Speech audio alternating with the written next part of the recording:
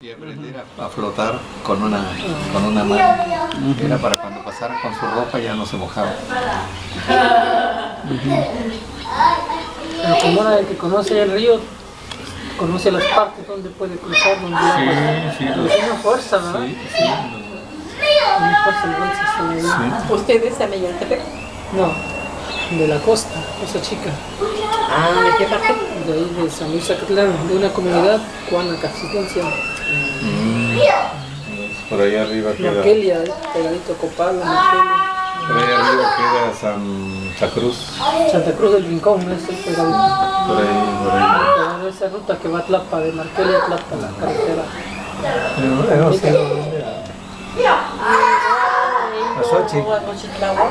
Xochitl más adelante, Metepec más adelante. Bueno, pues aquí estamos este 31 de diciembre, último día del año.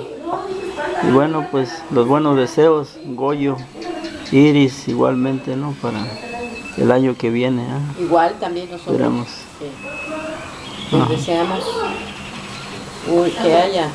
que sea un buen año para todos. Mejor que este que está terminando, ¿no? Eso es. Que haya mucha salud. Y ya con salud pues se puede llevar a cabo todo lo demás. Sí.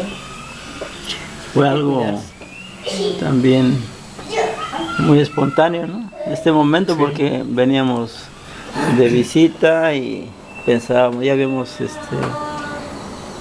algo, había la idea, ¿no? De pasar por aquí en estos días. Mira nomás, nos reciben con pavo, con ponche y un vinito rico. Estaba el pavo. Yo toda la mañana me la pasé ahí con inyectando al pavo entre Goyo y inyectándole vino. Y luego el jugo de naranja. Bueno, muchas gracias. El ponche y luego que ¿sabes qué? Darle una limpiada al cuarto, a la casa. Ahí se le fue todo el tiempo.